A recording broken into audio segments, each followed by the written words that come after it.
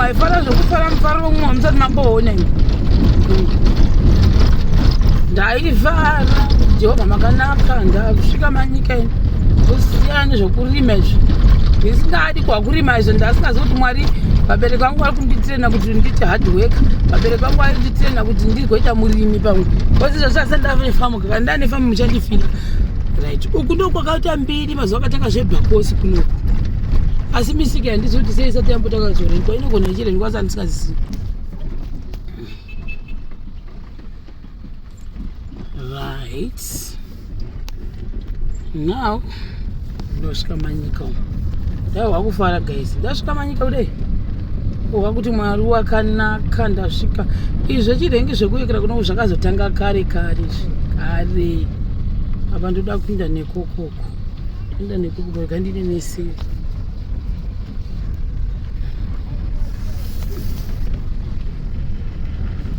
nesiri kuno wakapfekawo magirazi handizi kuti akadii mucheno epo pasiti kanzopenyu panaka vanhu vemuyekera vanhu vamudumami vanhu vemanyika vadiwe tipewo mastands tengi ndo panouya ndofunga kuzodhindiswa mapepa anoaka ipapo ndakamomupinda ve muchitsvaka stendi munhu kada kudivirwa nezvimwe zvikomana zvinyeba kutoshana mukanzo so manyika muno ndavanesera ndavari pakati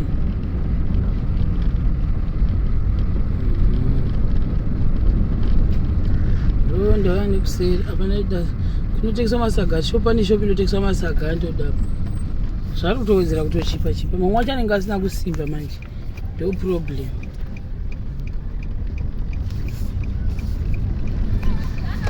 vaneseri ingozitori namagetsi majenerator ari kungenga iyi rori inenge yakatozodzingwa apa paendi chadziti yakupakira kuno kumaekera amazvona handakuya nepakati pana mutema apa ndonyika growth point ngatozofungwa kuti hatinawo growth point isu vanhu vekumazvingo tinayo vemanyika yakakurai a very nice growth point futi pamusoro pazvo nandomboti zvokupikisiwa ndo one of the best growth points right ndotomira nenzvimbo yangu ndindadii ukasamira naye hakuna nomira naye nomunongosekwa nevanhu paindaneti vachitiseka pana madhombiro kuzasuka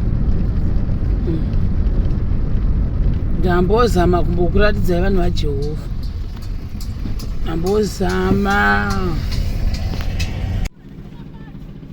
ona zvana zviri kudzidzisa nayo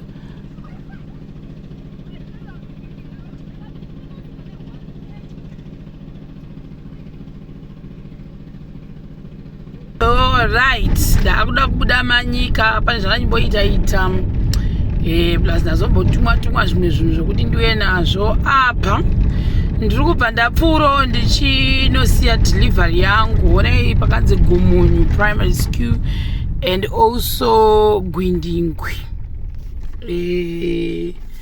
secondary school ava vakakomboregwa saka ni last time ndakamboona dhaya apa pandakatora pictures ndakatora mavideos vaitambira handball yavo ipapa paGwindingwi kune ground kuseri ndokwava vakazara vakadliwa zvavo nechikoro chavaisvoora ndikati don't ever underestimate vanhu vamunoti madiaspora because you are bored it doesn't mean kuti iwewo munogona kutokundwa navanhu vari kutobva kubako vafamba long distance in 100 kilometers uku so apo ndiratanga ndaita delivery yemuduma so ndinokona nepanapa ndozodzoka futi nepanapa ndakuinda kwamazari ndo zvandati apa ndo panomira zvipipipi panapa apa zvomira muroad that's what shocks me ndatomiswa isusu nemunhu because haasi kuda kubuda muroad aunozviona saka tikufanira kutomirira kuti ava vanhu vese vadivi vapfuure kurimwe diviko iwe wamirawo pasipozve akaomazvo so duma because there are some people who say children why is it that you don't want to buy a stand duma growth point ekumusha kwenyu guys God's time is the best. You never know kuti sei ndiri kutadza kutenga ishishi muduma. It's a nice place. I can't really say kuti amusi munhu makanaka zisingamboiti. Look at the houses they are building. Akanaka madzimba kwete mbijana. But as for me right now and sat down at the attraction unaimba look at the house. That's the first house yakatanga ndasingareshi. Pani papa ndopekutanga papa panenge cottage kakanaka so kudhara pakatanga kudevelop bana papa. Tichitengesa mukaka ava maruzevha iwaya kuzasuku. Kwamuri kuona kwese kwaane mazidzimba angari maruzevha.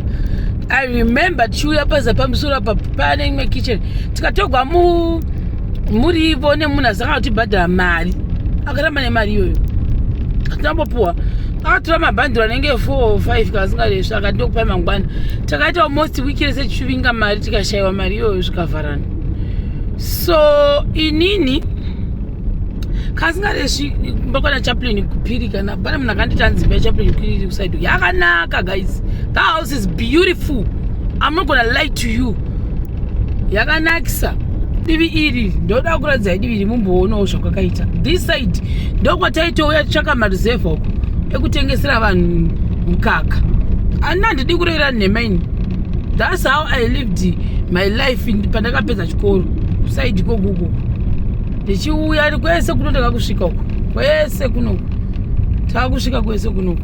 But look at the houses. Una dzimba dzaveyo. Uku ndokuwekera ndanokonyera pamberi apa dangokuratidza chete. Dzimba dzaveyo unohwa kuti Mwari hona Satani ndongorera ndakudarikira. Saka kumberi uko kune kunonzanzi kumbudzi here kudidi. I've never really invested my time kuti ndinyatso kuresearch. Apa pamene munhu anoita zvogadzira mota ipapa. So kunondo kune GMB papa ndo pa GMB kamene kana singaresvi kana kuti kuzasuko ndo kune GMB. So but akuinda ndamuduma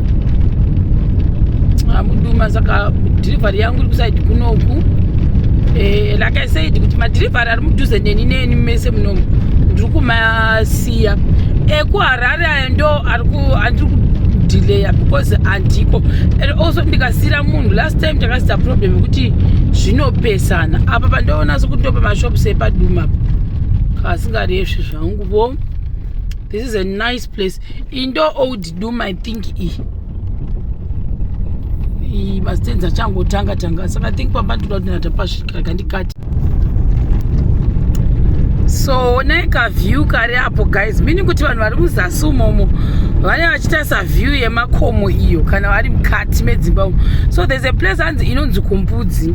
I've never been there but ndakangonzwa kuti pambudzi ndo panoitwa zvemafaro aya. I have personally never been there. Then also kwainzi kunitwa futi ndakaona nge kurikugradwa ngoto kurikuvakwa here kudididi. I don't know the criteria yekuti munhu awane stand ikoko mababata. Ndoda kutombonyera regai ndinde neko mukuoni. Todada nekwanyika guys, nyika iri andabhikita indiri kwagutu asana kana stand either mbhikita kana manyika macho tololo lost and found.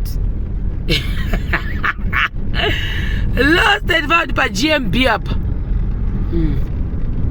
So I must stand esa muri kuona ari kuvakwa. Meaning kuti kuma growth point people are doing tremendous.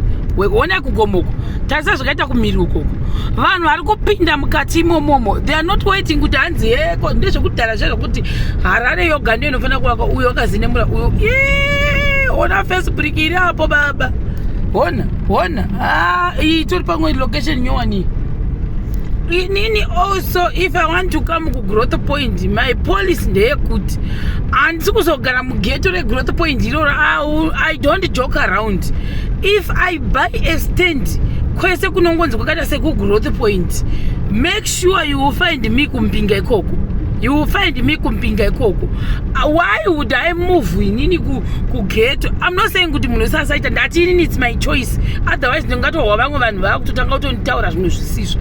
That's my personal choice inini I made kuti apa ndo panonzi pambudzi apa. Guys, I diverted my route so that I can show you the other beautiful place apa hanzi pambudzi pambudzi lodge ndo panogochwa navanhu. Saka ndofana kunotendera pamberi apo ndidzoke ndinde kwamazaro kuno handosvika usiku. Or because I want to show off, or because I want to flambalala. Kwamuri ikoko mobatanidza maoko moti Mwari makaita basa nekupa chirono chipo chokutaura kuti izvo chikuda mumwe munhu usingatoudzi kuti kwanyika kuno kuri kune vanhu vari kuvaka uchishoora iwe uri ikoko mwana achipedza achipasa makoma ari kudhuvukwa vanhu vachivaka. muchirerekwa nhema nevanhu vari kuno kumusha vanenge vachireva nhema kauti hakuna kana mastands, hakuna vanhu vari kumba vakatarira mone. Look at that. Ndovana kukonera somewhere minoti papi istand yemunhu ishi pada kuzozendemerwa papo, then kunoku kuraudokukuya growth point uku inini ndakangoona one house ndiri muroad. Now the problem is handisi kuziva kuti vanhu vanokonyera papi zvandichanosvika kubhitsa fasho. I think apa rikaindi ndokweshera Mwari, vanhu vari kupinda nepi nai Mwari we, ndokweshera zvejehovha nai wedu wenga toenda nepi papa ichadhuvugwa muno. Look, chakonwa kuona I diverted my route. Everyone who is staying in Bikita, everyone who is staying in Gutu, everyone who is from this side, look at what is happening here. Some people are lying to us kutanza kusukwa kwaona taremoni ndikandidzake sewindow ndizvokuti vanhu vanozotanza navo varatidza I'm not paid to do this. I just found this place this other day ndichibva kuyekera uko. Ona ivo mozviona ini zvekuzoti vanhu vanotanga kundiudza kutanza navo vaudza ndidi dai makambani achondipromota ini ndichivamaketera munhu muromo ndinawo zvenyu ndemanyika tara chita zvakushandisa icho chachoda kubuda icho wauda kudizve apa iwe iye handisi kuti imba yani, but it's a beautiful house. That's the house yakandiattract ngati kokunoku people are building such asi inenge ghettoshi imidhudeshe imidhugetoshi machimestezi masiku mtemanga ndikwevo kurodi zachasadza tomboona Mwari kuvakapa ndonga chiarea icho chikura kuti uku havasati rodi asadza vako wakangogredha kuti wakwanise kusvika apa hakusati kwava nerodi kurava kuti it's a new area.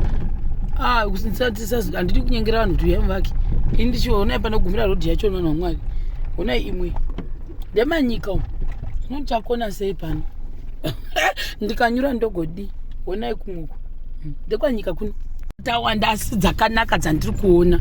So handizivi kuti zviri under city council here kana kuti dziri under cooperative here kana kuti dziri under chii. I just showed you something.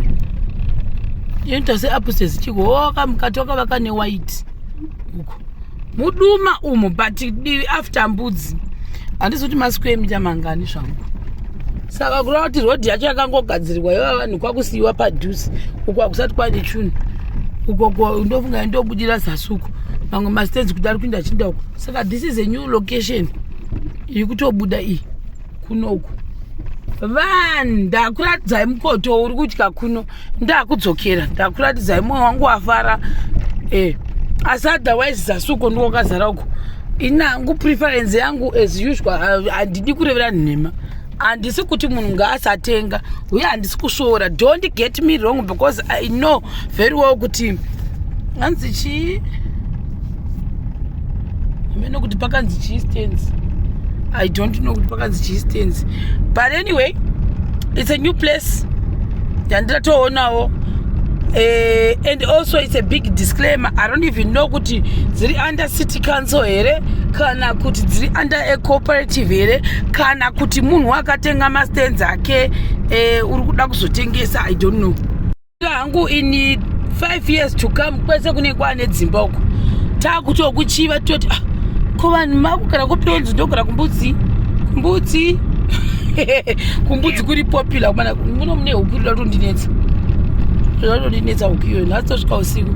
So now guys, for the people I'm going back to the main road kuti ndichibata kuti ndinde kwaMazare. Time dzangu ndo dzandisiya. I just decided to come and show you kunhu kwandakangoonawo kuri kunyika nyika mani mazviona.